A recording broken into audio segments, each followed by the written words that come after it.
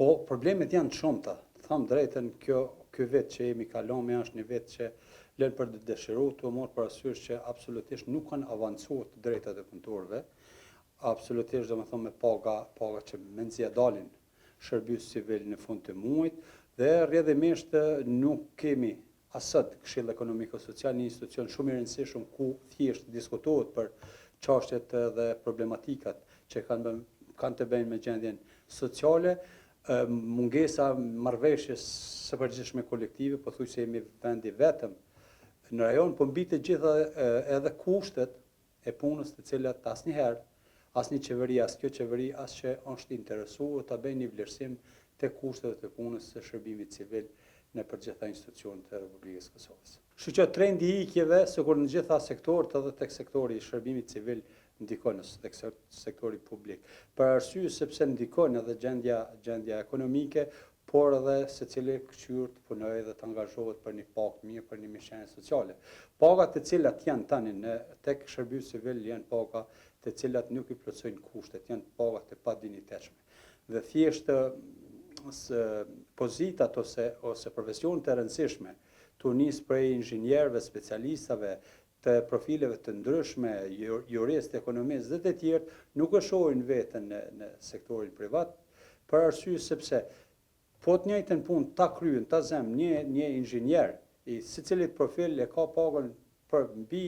1.500 euro minimumi tek sektori privat, kurse në sektorin publik sillet ato tek 700 euro. Dhe cili është motivi i tij të punoj, por është edhe një telashe tjetër, jo vetëm që kemi ikje nga shërbimi civil, po fatkeqësia e madhe që kemi pothuajse shumë pak të interesuar që të punësojnë në sektorin publik të pozitave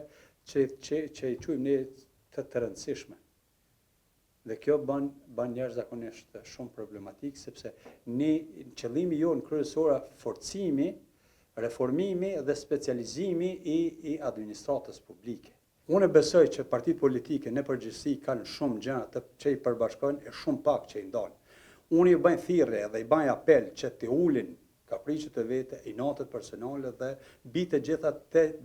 qitet interesi i Kosovës, të qitet në vite parë interesi i popullit, i të punësuar të Republikës Kosovës, sepse ne kemi nevojë për unitet. Kur partitë politike arrin të kenë unitet, bashkëveprojnë, besoni që edhe shoqënia do të jetë edhe populli do të jetë më i qetë, do të jetë më i angazhuar dhe do të ndihet më mirë. Prandaj thirrja ime është për partitë politike që të gjejnë gjuhë të përbashkët dhe mos të bëjnë siç kanë bërë, sepse atë që kanë bërë këta, pasojat i bardh vetëm populli, jo këta. Unë kërkesa ime është që këto parti mas zgjedhjeve të gjejnë gjuhë të përbashkët të formojnë në kohë institucionet, të cilat që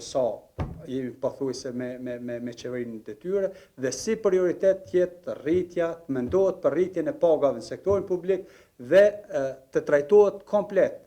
edhe sektori publik, edhe aspekti i skemave sociale, po sektorit privat për arsye se këta kanë nevojë për rritje të pagave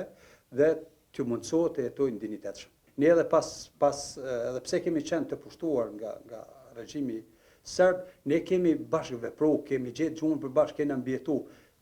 Situata që këta të na çojnë edhe një vit, ose ta përdorin të njëjtin variant siç e kanë përdorur tash,